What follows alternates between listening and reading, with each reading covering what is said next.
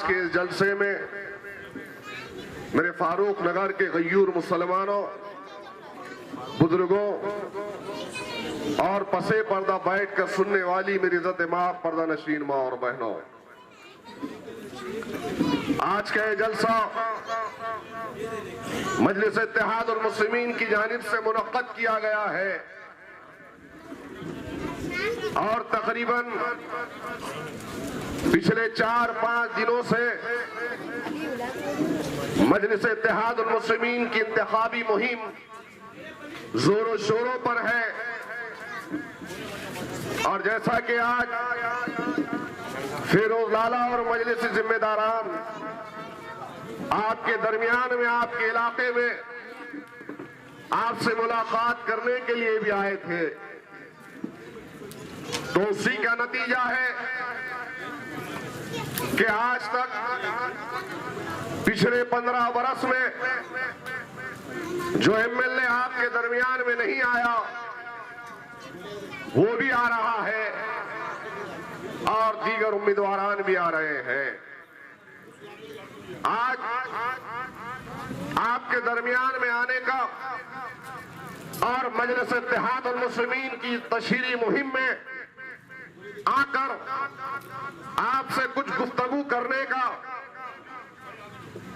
ये मौका जो फराहम हुआ है, बड़ी जिम्मेदारी के साथ मैं आप तक अपनी बात को रखता चलूं कि मैं और मेरे तमाम मजलिसी साथी और मेरे अलावा महाराष्ट्र के मुसलमान और हैदराबाद के मुसलमानों की और खास तौर से आपके मेरे सदर अलहाज बारसासुद्दीन ओवैसी साहब की निगाह आपके इस हलके पे शुमाल और जुनूब पर है और ये चाह रहे हैं कि इस मरतबा इंशाअल्लाह ताला फिरोज लाला आपके वोटों की अक्सरियत की बुनियाद पर ऐवान असेंबली में मेंबर ऑफ असेंबली बनकर आपकी आवाज बने। कितने ऐसे वाकयात हैं, कौन कौन से वाकयात आप तमाम के सामने रखूं, कितने वादे कांग्रेस पार्टी ने हमारे सामने किए, हमसे किए। टीपी सावंत को कई मरतबा जिता कर लाए, इससे पहले पोकरना को लाए थे, अशोक चौहान को जिताए। फारूक नगर के मुसलमानों ने बार बार जो कोई नगर सेवक था, चाहे बल्दियाती इंतखाबात हो, पार्लिमानी इंतखाबात हो या कि फिर आप देखते हैं असेंबली के इंतखाबात हो, हर वक्त कहा कि यहाँ पर मुसलमानों के लिए तदफीन का इंतजाम करो, कब्रिस्तान का इंतजाम करो। शर्मा की जमीन को अलाट किया गया, रिजर्वेशन डाला गया, उसके बाद में क्या हुआ आपको पता है मेरे भाई। शर्मा की जमीन को कब्रिस्तान के लिए मख्तस किया गया, फिर यही कॉरपोरेशन में कांग्रेस की सत्ता और कांग्रेस के गुलामों ने उस रिजर्वेशन को हटाने का पैसा भी लिया और वहां से रिजर्वेशन को हटा भी दिया। क्या ऐसे लोगों का वोट डालेंगे? क्या शिवसेना क्या फिरका परस्त उद्धव ठाकरे का बयान आ जाता है? उद्धव ठाकरे ने क्या किया? अपने जलसे से खिताब कहते हुए शिवसेना का चीफ उद्धव ठाकरे, जब इनके वालिद मोहतरम जिंदा थे तो वो भी जहर उगलते थे और ये भी जहर उगल रहे हैं और कह रहे हैं कि हरे सांपों को दबाओ, इनको सर पे मत बिठाओ, रजाकार आ रहे हैं, इनको हटा लो। अरे आज भी मुझे याद है कि 2012 के बल्दी इंतखाबात में जब आपकी मोहब्बतें और दुआओं का नतीजे से मजलिस की खिदमत की बुनियाद पर हमारे कायदीन को देखते हुए महाराष्ट्र के मुसलमानों ने मुत्तहिदा तौर पर मजलिस का साथ दिया, तो 2012 के उस दशहरे के आजाद मैदान में मरहूम बाल ठाकरे का बयान क्या आया था? आज उन्हीं की नस्ल है। उद्धव ठाकरे कहता है अरे क्या सिर्फ हम वोट डालने के लिए पैदा हुए?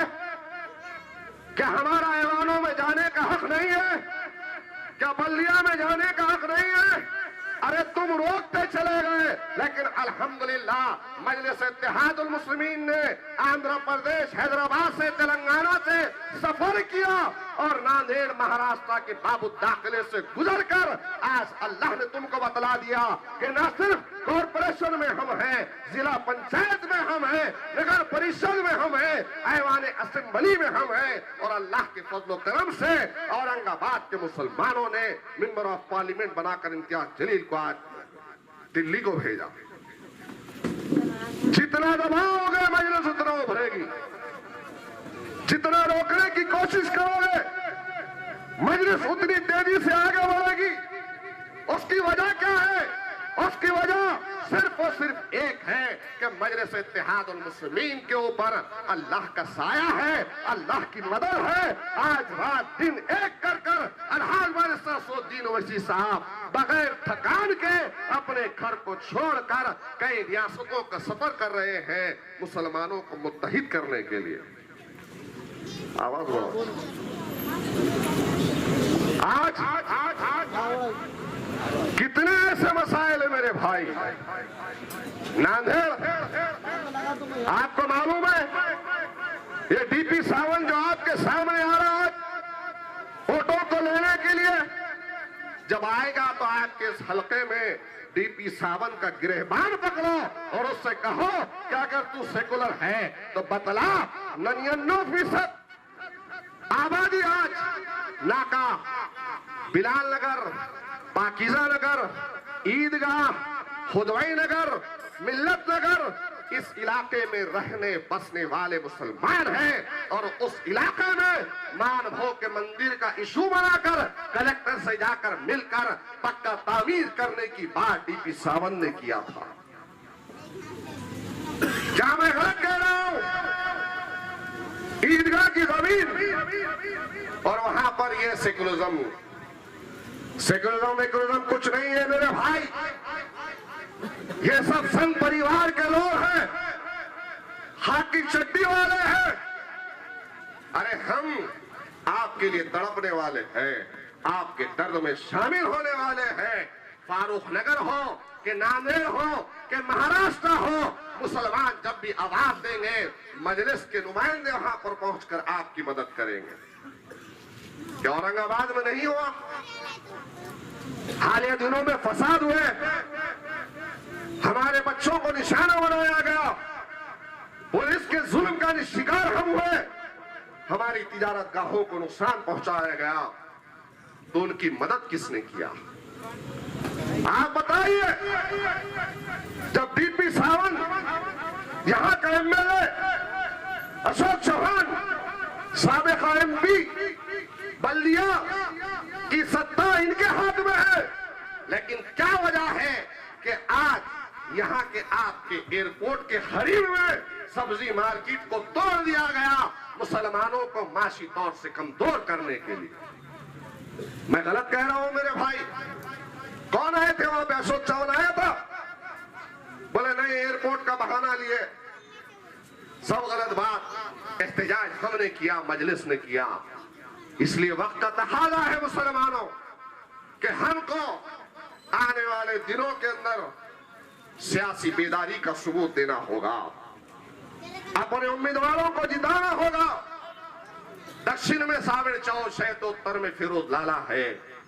फिरोज लाला कोई तारुफ मुहताज की शख्सियत नहीं है, आप पहले से जानते हैं, कई खिदमात हैं इनके।